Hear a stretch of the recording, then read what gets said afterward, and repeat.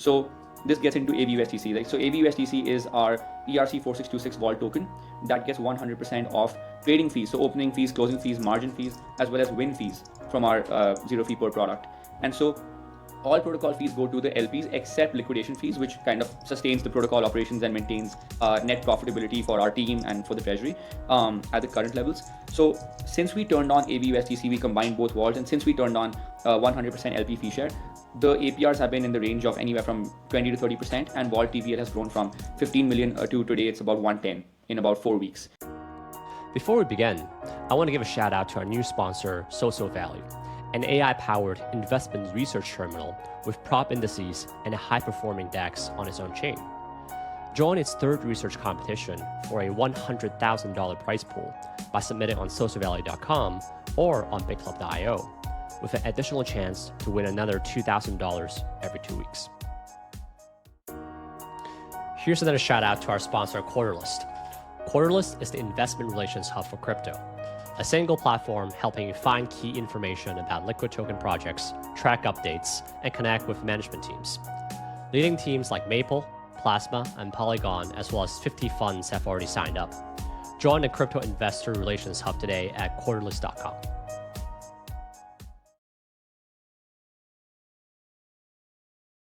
GM, welcome to another episode of Bidcast. We're live. I'm your host, Jason Kam, aka Mayfleet Cap. Today is October 28th, 2025, 6 p.m. Hong Kong time. Bidcast is being live streamed BidClub members. Questions are from the members and my own. This is not financial advice. Today, I'm speaking with Sehaj, the founder of Avantis. Sehaj, it's Sehaj, right? Did I say it wrong? Yeah, like hedging a risk, Sehaj. Yeah, Sehaj. Well, welcome to the pod. I want to talk about the business because I've been looking at it after it pumped and then after it retraced. Maybe we can start off with this question. Right now, I'm going to cite off some numbers. You can correct me. Right now, you're doing about 100 to 500 million of notional volume on perp every day on about $110 million of TVL. Is that roughly correct with like 1,000, 2,000 traders, something like that every day?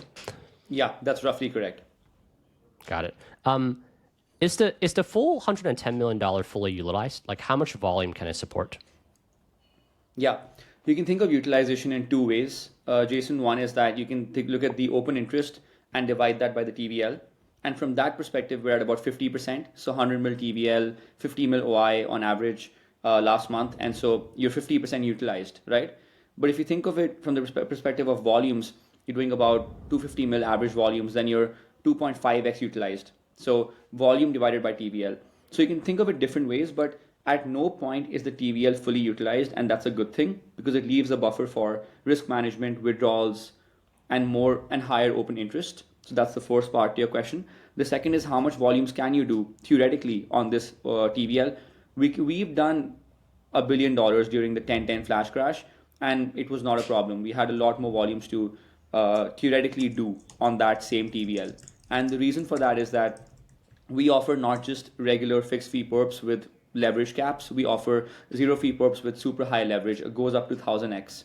So the notionals can really go high and they don't have to stick around for a long time period. So the trades are staying open for 10 minutes. People are scalping in and out. The OI doesn't need to be $1 billion for there to be $1 billion of volume. So we can do a lot more volumes on this TVL. What's a place for OI and trading volume that's the most comfortable, say for $100 million of TVL? Yeah. So when you say comfortable, I'm assuming you mean for the LPs from a risk perspective. Yes, or for your platform, for you personally. Yeah. For us, higher is better, right? Because we just get more revenues, more fees. That leads to the flywheel churning on the token side. It kicks off a lot more for us. More is better, always. More demand is always better, assuming it's not toxic flow, assuming it's organic, good flow.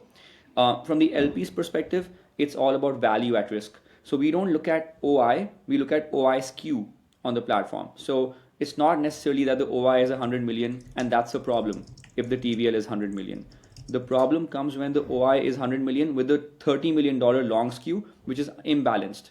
There's no arbitrager coming in to take that other 30 million short to balance out the OI skew to zero. Or our market makers are just jammed up because their collateral is tied up during a liquidation cascade. that is where LPs can really get affected. Historically, it has not happened because what ultimately happens is during periods of sustained OI skew, the protocol also adjusts its fee economics to really overcharge traders on the skewed side. So we do have those mechanisms in place. We do have a buffer in place. So since last year in August of 2024 till now, LPs have not taken a share price hit. So the principal has not gone down. So that's because of these mechanisms. But it can definitely theoretically happen where the OI gets skewed. So to answer your question, higher OI is good as long as value at risk is managed. And that is a job for us and our market makers and the protocol's arbitrage mechanisms. So if I were to put in a lot of money, like I put in like 50 million, not that I will, but once I do that, there's almost infinite. With this TVL, I can almost open an infinite notional long or short. Like, do you gate me in some way based on the TVL that you have on the platform? Yeah, we definitely gate you. So it's not that we don't gate you, but we overclock OI. So what that means is we're not going to let you take only a $150 million long. We might let you take a $200 million long if we are confident that there's a market maker willing to take a $200 million short, which today we are not, of course, but today we're confident on like a $30-40 million figure. But we'll only allow the OI caps on each asset, which you can see on the platform. Every asset has its own OI cap. We'll only increase those caps with TVL if we are also confident that market makers will meet their SLAs and arbitrageurs have the right mechanisms. Got it. So yeah, it's not that the TVL will rise by 50 mil hypothetically, then a trader can also take a 50 mil extra position. It just depends asset to asset. Because again, we optimize for value at risk. There's one public dashboard for Avantis. That shows you obviously the high level operating figures, but we have 10 other dashboards internally that focus on value at risk, OISQ, market making SLAs, liquidity, risk buffers, trading specific behavior. Is there toxic flow coming in? So we have to look at that dashboard and then look at, can we give Jason this ability to do a $50 million long? And then your yardstick is 30% of TVL. That's the maximum OI one user can put on, or generally the exposure. Yeah. Right now it's about 50 because again, in DeFi, even if you limit wallets, OI, it doesn't really do much because again, you can make thousands of wallets and spam the platform with it. So there's no point limiting too much on the OI side. You just focus on value at risk and you keep caps that way. Got it. Understood. And is the TVL mostly AVUSDC right now? It's all AVUSDC. Everything that acts as a market maker on the platform as a counterparty to traders is all AVUSDC. Can you tell us about the design and how it's making that 19-20% APY? Yes. So before TGE, we had this, unique dual tranche structure with junior vault, senior vault, where risk is managed separately for both vaults. Different vaults get different risk profiles. You could also go in and lock your capital into the protocol. And so if you look at our DeFi Llama chart, Avantis TVL scaled very slowly and linearly, but surely, right? It was scaling like slowly, but also it was very fixed TVL. People were promising us to lock capital into the system for six months. What we saw is that that is not a good approach. Let us remove the whole dual tranche structure. Let us remove locking. Let us focus instead on composability and 100% LP fee share. So this gets into AVUSDC, right? So AVUSDC is our ERC4626 vault token that gets 100% off trading fees. So opening fees, closing fees, margin fees, as well as win fees from our zero fee per product. And so all protocol fees go to the LPs except liquidation fees, which kind of sustains the protocol operations and maintains net profitability for our team and for the treasury at the current levels. So since we turned on AVUSDC, we combined both vaults, and since we turned on 100% LP fee share, the APRs have been in the range of anywhere from 20 to 30%, and Vault TVL has grown from 15 million to today it's about 110 in about 4 weeks.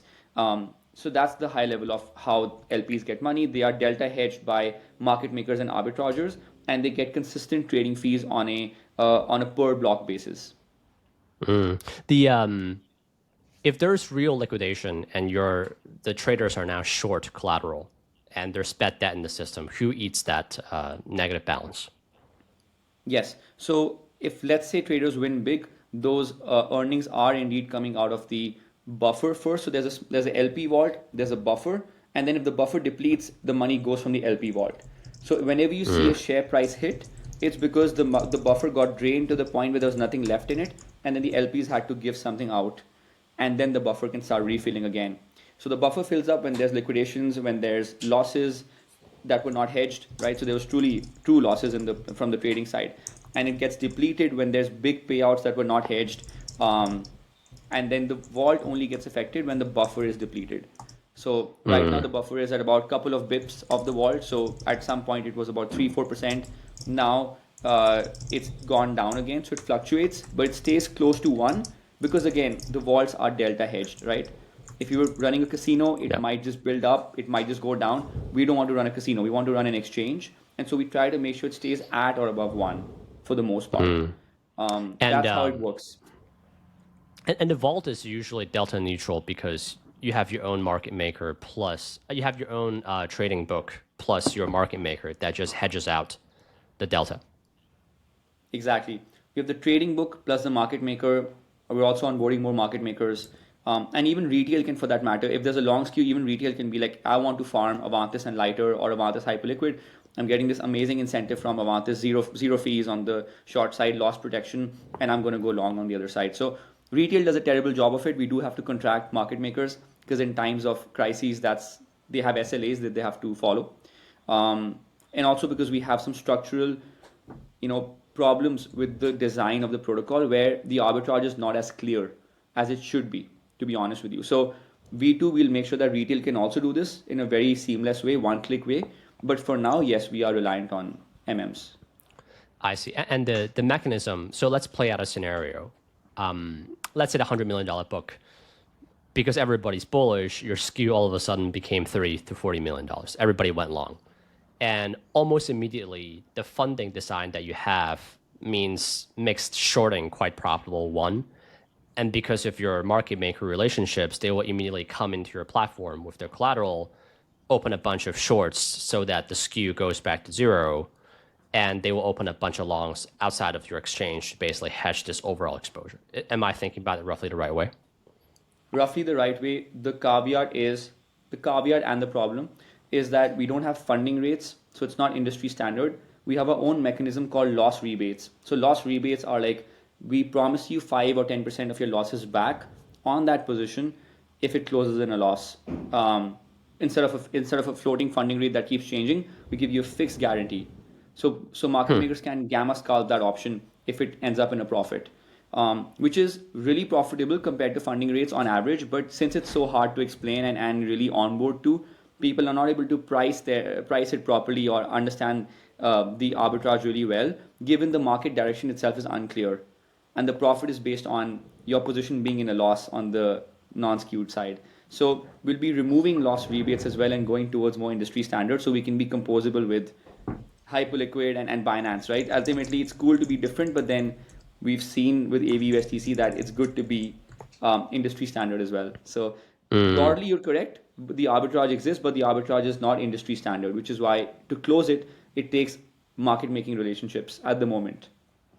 How often is that vault off to zero skew? Like how often does it go way out of balance? So as per our contracts with market makers, it should not go way out of bounds more than 5% of the week. During in a theory, week, right? During a week. So we have 95% weekly uptime as the SLA on the skew being between, like, let's say, 52 and 48, right? So it generally does not. The black swan events happen in the remaining 5%, right? They can, markets go down so much, flash crash happened. Market makers can easily say like, hey, you said 95%. This is just 2% of the week. But the 2% basically moved the entire market and all coins were down 40%. So we have to then hedge ourselves, which we do a lot, by the way. When the book becomes super skewed, we are building an internal market maker that uses, sexes as well as dexes to do efficient cross asset arbitrage on the platform. So we come in and step in, and what we'll do is, this is going to be really cool. We'll have our own version of a public market maker that uses Hyperliquid, that uses Lighter, that uses Binance, People just deposit money and then they can see the returns accrue. That's all they see. On the back end, we're taking care of all of the market making strategies. So we are the market maker of last resort, and that's a big project for us to scale that efficiently. I'm guessing that also should make money most of the time. Yeah, they And do. the fee, Most of the time they do. the fee goes to the team, or the fee goes to the AVUSDC? So whatever market makers do on the platform, the trading gains that they make are theirs because they are traders at the end of the day. They're doing LPs a big service. They're taking the delta risk and they're keeping LPs delta neutral, right? They are also delta neutral because they're opening an equivalent position elsewhere in the opposite direction. But at least this way, LPs are delta neutral. So they don't give a fee back to LPs. They don't take from the LPs. They just protect LPs and they keep the trading gains from the loss rebates that they're given by the platform. Got it. And so I guess, when is this coming live, by the way? Oh, this is live. The public market maker, you mean? Yeah, that'll be live most likely in like 2 or 3 months. So we still need some time to optimize it. We are based on our back testing and based on the current test we've run in the last 2 weeks, it's looking pretty good. The only question is, can we scale this up given the current architecture of Avantis? So that's something we're working on. Got it. This is pretty interesting. I almost feel like the folks who come to your platform will now have two vaults to play with. One is the AVUSDC, and the other one is this market making vault, and it might compete for dollars, if anything. Yes. Interesting. Yes, they will. They will. And the good thing is, of course, we never think that the arbitrage vault will ever exceed even 1/10 of the TVL of the core AVUSDC vault because AVUSDC gets a lot more fees. And arbitrage fees are lower than trading fees. Like obviously, by definition, makers should get paid less than takers. I see. Because the vault itself could also just be the market making strategy. You see what I'm saying? So the fee just goes up even further. But I don't know. Depends on how you design it.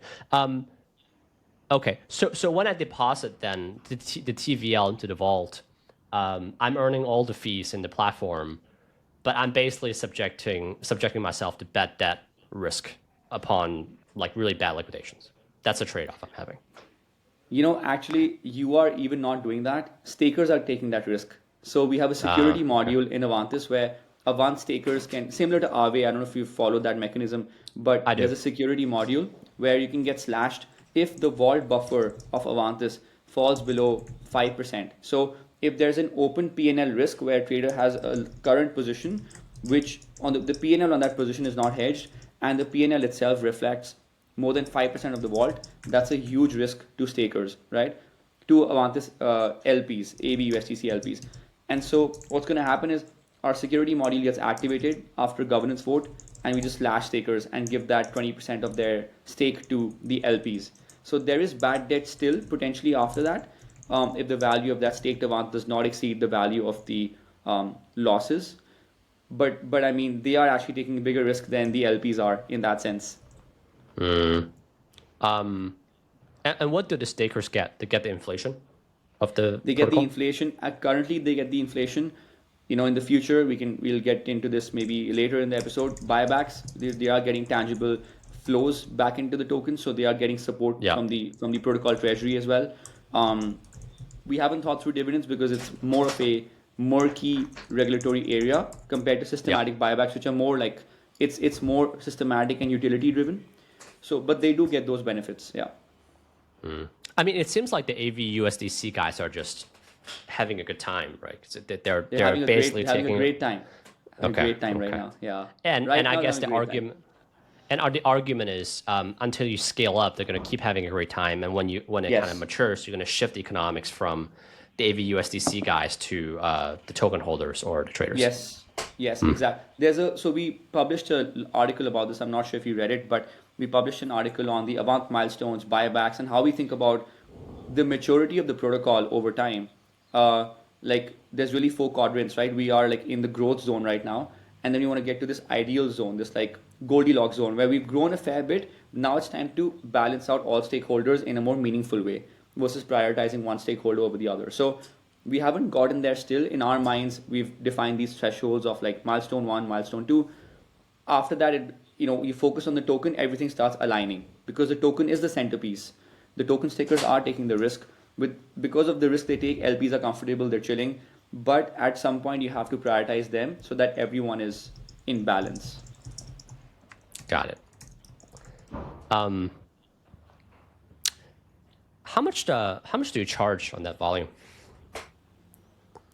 So it's really variable. I guess, yeah. And I guess how much do you charge, and then how does that 250 million of volume turns into, fees today? Yeah. Yeah. So it's really, really variable. I would say that it depends on the type of asset you're trading. So the asset class, it also depends on how you're trading that asset.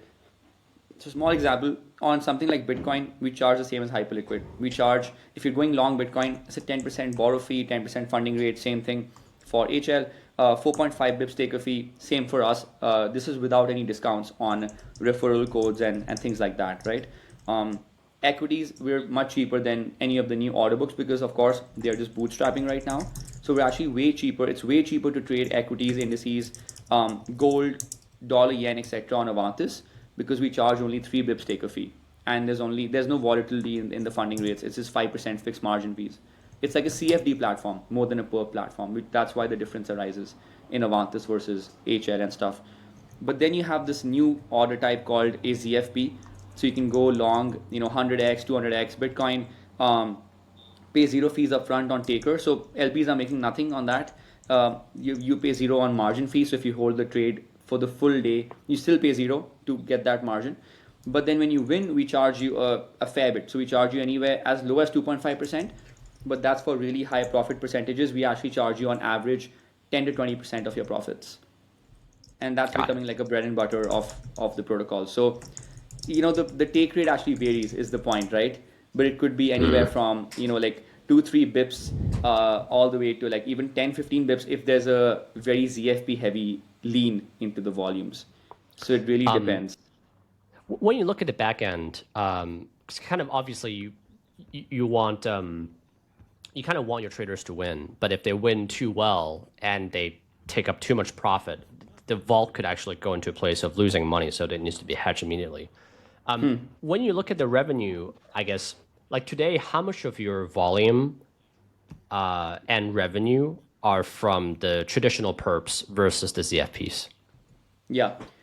30-day average, look back 30 days, 40% regular, 60% ZFP. So we've really found a wedge with ZFP. But if you look at ZFP gross profit, which is what matters at the end of the day, gross profits is how we define risk, not net profits.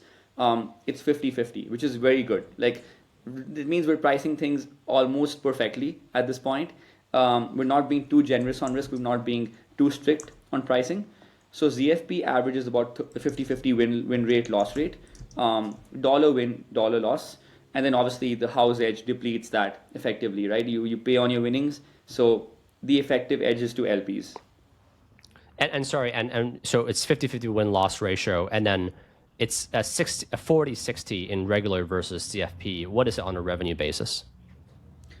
It's similar. It's actually very similar on a revenue basis. Okay. Yeah. Wow. Yeah. Okay. Wow. Okay. Nice. Very cool. And I guess when I make that calculation, like 250 million of volume, and you charge like 3 to 4 bips, basically on a taker, you annualize it, you get to like $25 million of fees, and then you take some off the top, and then that's like the 20, 25, 30% APY on 100 million of TVL. That's roughly exactly. That's roughly the math. Right now we're analyzing to 20% of LP fees based on last 14 days. That's why it's showing you 20% on the UI. It's a pretty simple calc.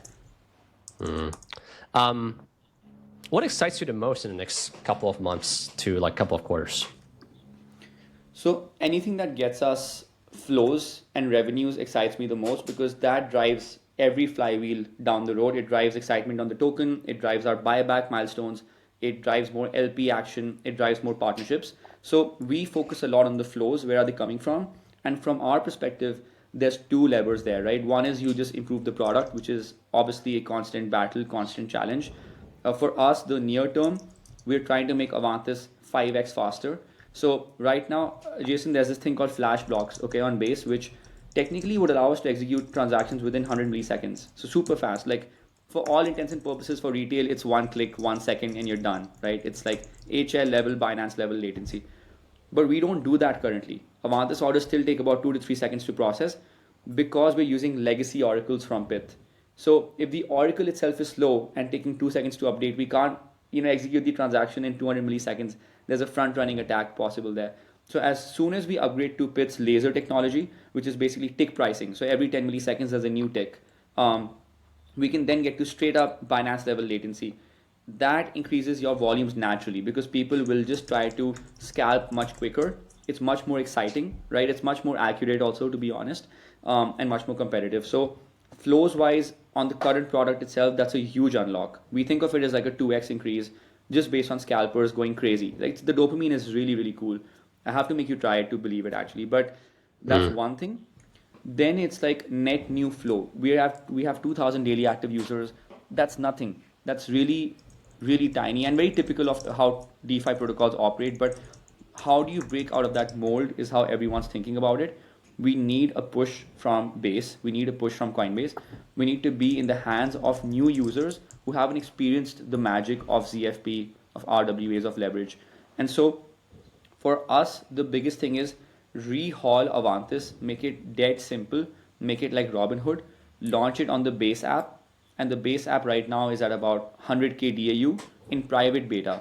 But they're aiming for a GA, a general availability, in mid-December. That's what they're saying, right? To all their builders. So once GA hits, I would expect in end of Q1, there's about 1 million daily active users, end of Q1 2026. As I was saying, Jason, Base app currently is in private beta. They've got about 100,000 users daily active. Could be that most of them are just farming for the base token airdrop, but that's actually a good thing. However, they are targeting general availability sometime in December.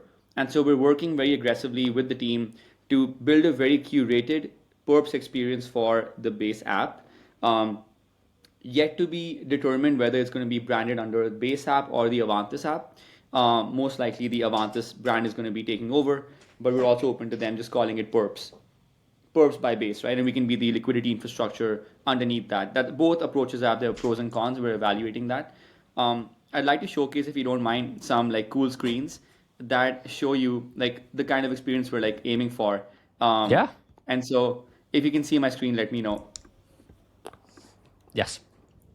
But essentially you can see that like, it's going to be a very, very simple experience for the trader, right? Very gamified as well. So given we offer high leverage perps, it's going to feel like Robinhood, right? We're going to make things very simple, a lot of information icons, educate the user, very easy to, set your SLs, TPs, everything visualized. Nothing like what you see on the main Avantis app, which is definitely a bit more pro trader focused. Mini apps by definition, a mini app is what a base app is called, but a mini app by definition is supposed to be simple, easy to understand, gasless, that's kind of our aim with this kind of approach. Got it. And it should be live by basically mid-December, like you said, general admission. Exactly. And that's our biggest focus from a new trader acquisition perspective. That's our biggest focus because we are tapping into the existing audience. And as I said before, we are trying to fundamentally improve the product for that existing audience, which is crypto natives. But at the end of the day, everybody wants pure retail flow and people who appreciate and use your product for a reason that's not linked to your token, right? That's the dream of every founder. And this is like our first shot at that dream. And who knows, we do a good job here, we do an excellent job here, then we can give Coinbase even higher confidence in us that this is a team that can execute at the scale of 100,000 DAUs. Let us think about, can we work with them on Coinbase itself, on the main app. So this is nothing, by the way, to be clear, no one has said anything to us explicitly about this. This is our hope and dream, given Coinbase has very publicly talked about the DeFi mullet, where they try to actively integrate on-chain base top apps into the main app. So that's our dream. It's not something that they've said to us, to be very explicit. The 2,000 unique traders that you have that is contributing to $250 million of volume a day, with 45 million-ish, 50 million of OI. Fast forward a couple months, let's say if this integration goes well, like what would be a good KPI for you to get those trading numbers and unique users to? Yeah. fast forward 5 months, we think the base app will not have whales. They'll have anywhere from minnows to dolphins, as we call them, right? So small to mid-sized traders. So our hope would be that on the KPIs, we are able to 10x or maybe even 15x our DAU. So we go to like 30,000 DAU, 20,000 DAU. But on the OI side, we're okay to like double, triple it, right? That's how we think of the base case of a job well done. And a bull case would be you 5x those numbers. A bear case would be that we simply like, go 1.5 to 2x from there. But we do expect a bump. We do personally expect a bump because we've seen a lot of cases of consumer perp apps launching on the base app, which are even smaller, and seeing a meaningful lift from that. And ultimately, it depends on how you're positioned in the base app, depends on how they market you, depends on how much support you get. That is something that's not in my control. In my control, it's creating the best experience. And so that base feels like, oh, objectively, this is the best app. There's no subjectivity involved here, right? Everyone's saying that Avantis is the best, and hence we should push them. So all of these projections are based on that push. Sorry, it's OI and volume. Sorry, you mean the 2 to 3x OI and volume. Yes, exactly. Got it. Exactly. Do you expect Base to take a cut from the fees you charge because they're providing you the traffic? They already do sequencer fees. We pay a lot in sequencer fees. We are a very gas intensive application, and going forward we'll be sponsoring gas. So it's like we are paying them, right, for the distribution. And the hope, and not the hope, but the economics are that what we charge users as trading fees should hopefully be 2 to 5x higher than what we pay Base for gas fees, right? And gas is pretty volatile on Base. It's very high on Base. We end up paying on average 10 cents per transaction. Our users do, sorry. Right now we don't pay anything. We are about to go into gas sponsorship, which is another lever for the growth of DAUs and daily transactions. Because it's a meaningful cost that we are actually saving for our traders. So they will just take sequencer fees, and hopefully that is good enough for them. And we'll continue to sponsor, and we'll change our unit economics to make sure that we can sponsor. Is that the biggest thing that you can do to drive up your trading volume over the next, call it 6 to 12 months? Or is there anything else aside from Coinbase? So in the next 6 months, the combination of the Base app launch, the launch of Gasless, the integration of Pith Laser for 5x improvement in latency, and the addition of new RWA markets will be the 4 drivers that we think of. I haven't touched on the RWA market side, so maybe I can expand on that if you want. Yeah, please do. So as you know, there's 2 ways of trading on Avantis. There's fixed fee and there's ZFP. And as we've kind of built out ZFP, we've seen the demand for it increase more and more because it makes Avantis this financial arcade that no one's going after. Everyone's building this pro exchange. Lighter is a pro exchange. Hyperliquid is a pro exchange. No one's building the Wall Street bets of perps right now for equities, right? We have a wedge there now given ZFP. So I don't know if you know this, but on Robinhood, options revenues are a pretty meaningful part of their overall revenues, right? Call it 30% or so. But within that options revenue, not many people know this, but 70% comes from 0-day options, right? And so our wedge now is go to the Base app, launch there, okay? Let Base take care of the geo-specific targeting of how to onboard users, how to get on the App Store. That's regulatory arbitrage for us. We launch a zero-fee, 0-day leverage product for equities. So imagine trading Tesla, anything from 0x to 10x, you can trade fixed fee. Above 10x, we offer a 0-day per product where you pay 0 fees to open the trade. You're just betting on intraday volatility, linear volatility, going all the way up to 500x, right? And the trade will auto close at the end of the day. So there's no major LP risk as well. We are betting that you will most likely 51-49 you will lose. It'll be like 51-49 loss win ratio at best. And the LPs will take a fat cut from that. They'll get 30% of winnings.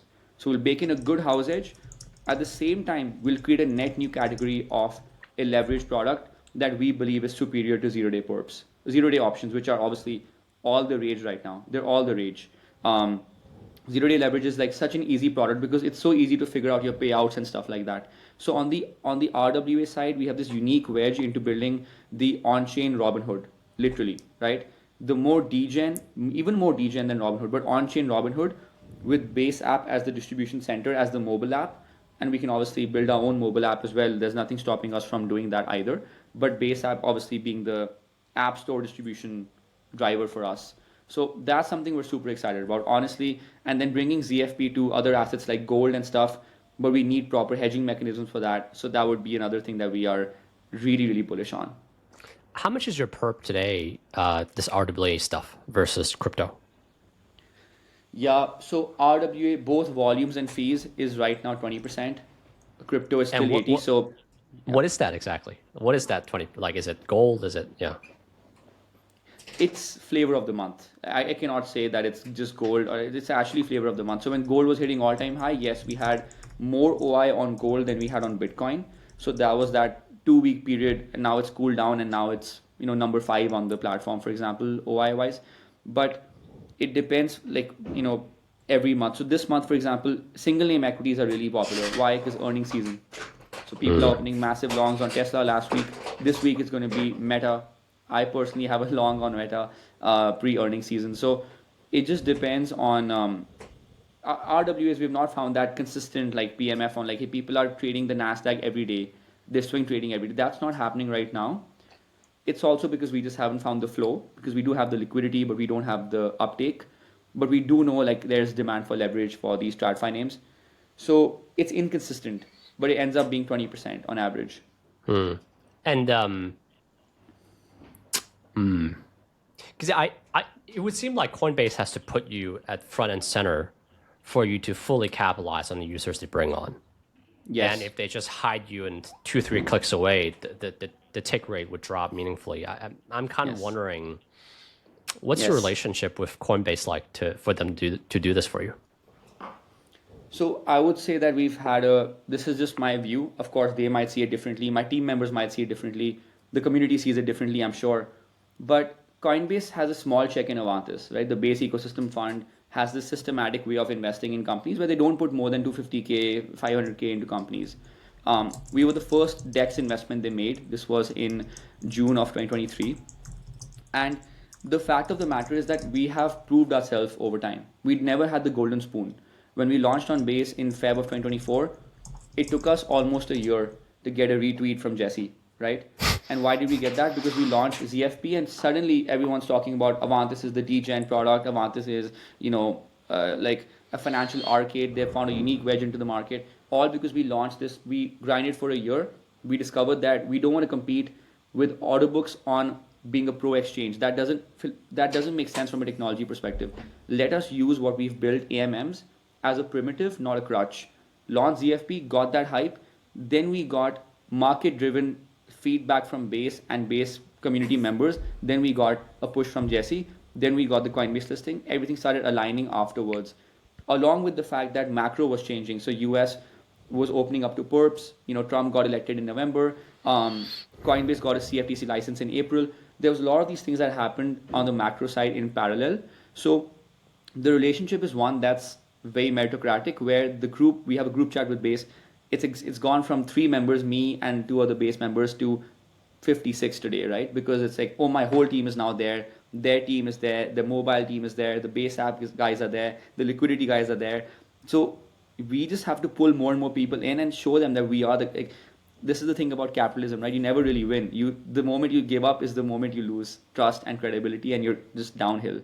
So it's a relationship of meritocracy, and also working hard, making sure that they know that we are backing them, and as long as we're backing them, they're backing us. So that doesn't answer your question very properly, I understand. It doesn't guarantee us a spot, but we are there. We're showing up every day. There's not much else we can do. I would think they wouldn't want to do a competitor's DEX, right? They wouldn't back anything that's not Airdrop. They wouldn't probably not plug Uniswap.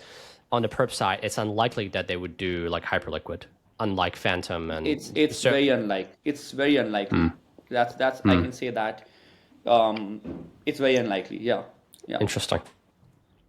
And for them, Jason, think of it this way: it's a very low risk thing to do, to push us on the Base app, because Base is quite literally decentralized Coinbase, and it gives them so much leeway to experiment, promote, try new things. And so it's a very low risk like bet for them to make with very high upside potentially. And it's a good bet for them to make because the FDV they get from the base token could be worth a lot more than the fees they get from kind of charging you or charging or building some product on their own. Because it would seem to me that they're fine.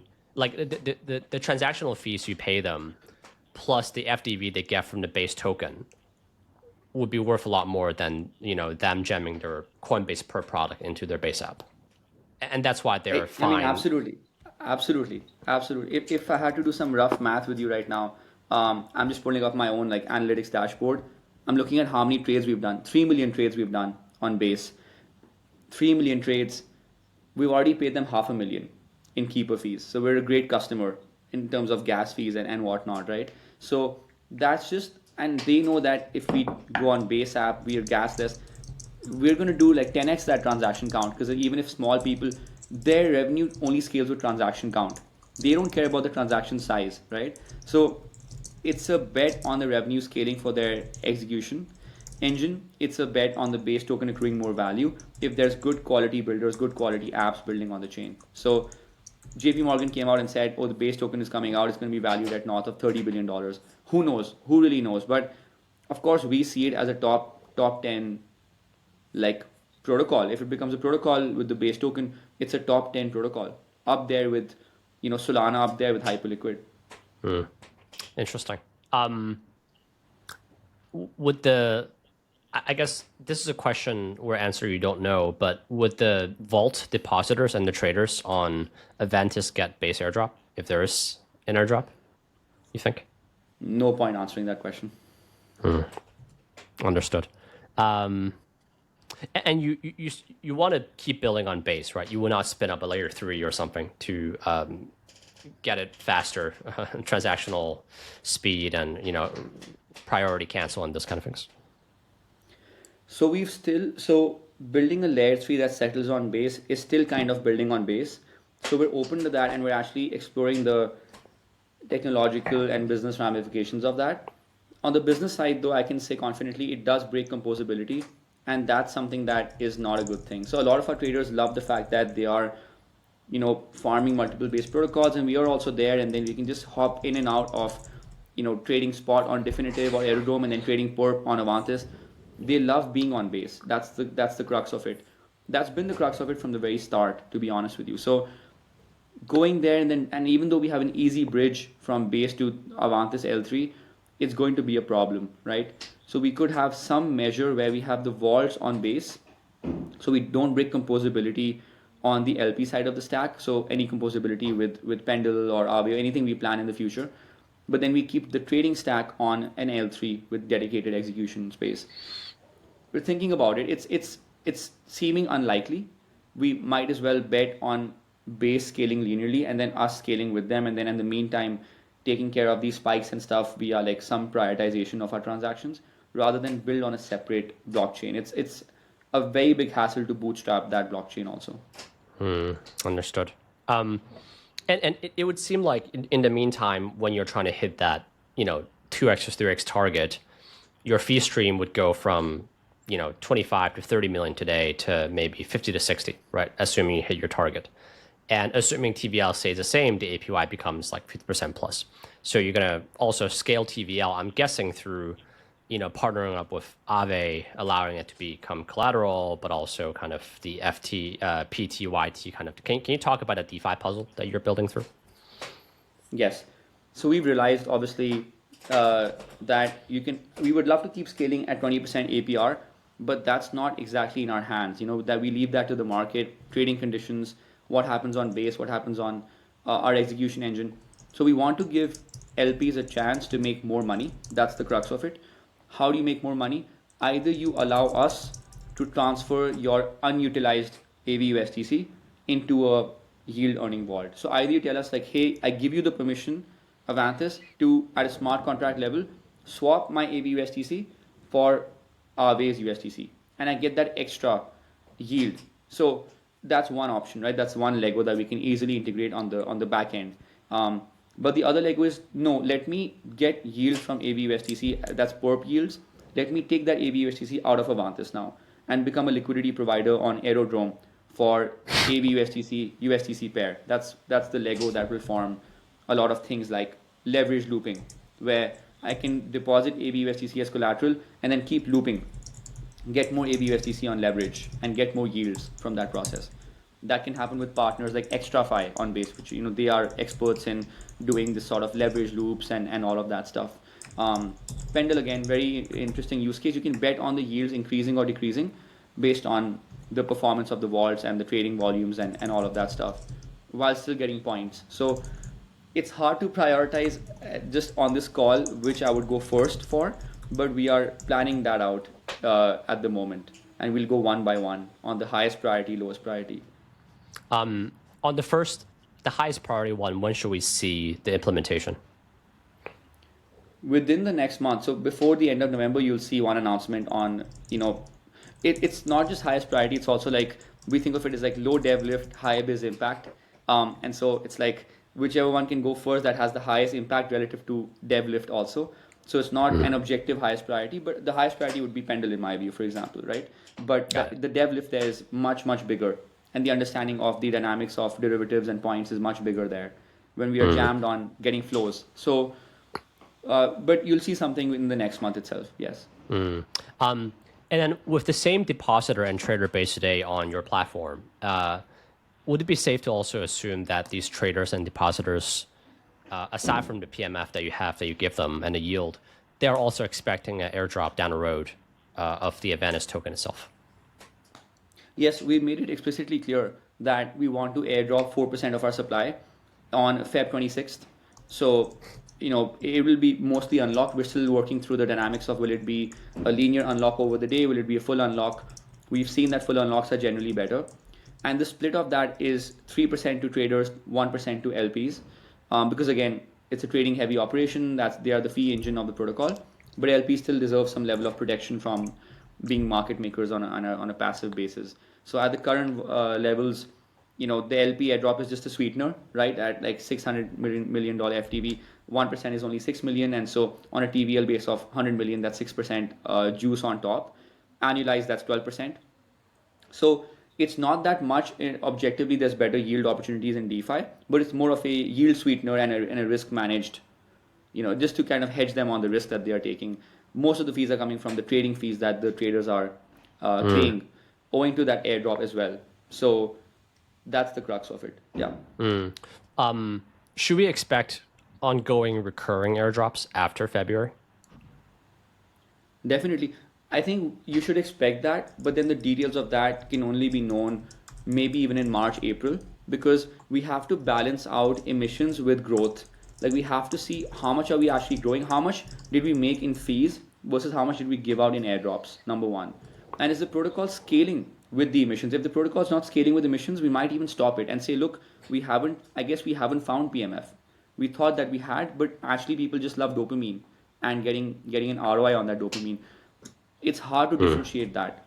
So we obviously do deep customer research, but it's still hard to differentiate that.